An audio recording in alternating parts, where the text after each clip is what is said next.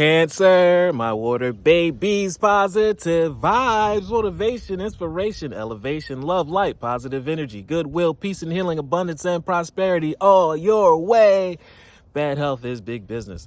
I'm here to put them out of business. Head swelling, PTSD, stroke, anxiety, depression, mental illness, physical ailments are at an all-time high, plaguing us at the age of an all-time low. I'm here to heal that with my Fountain of Youth technique. But before that, your word of the day. Cancer is the divine light, your divine being. I need you to trust in your intuition, your thoughts, your manifestations. If it crosses your mind, that means it can be done.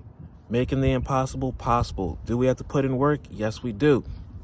But everyone does not get to make it to this point of being the divine light. You actually have something, a spark within you that you can ignite and actually turn into a fire, a bonfire for the whole community, the whole world to enjoy and to be able to learn from and prosper. I'm the expression of love. There's nothing stronger than love. Therefore, I know you're going to be successful. And I shine like the sun. My inner light is my strength and my treasure and your gifts. My intuition guides me to discover the wonder and goodness of who I am. And you make a huge difference out here.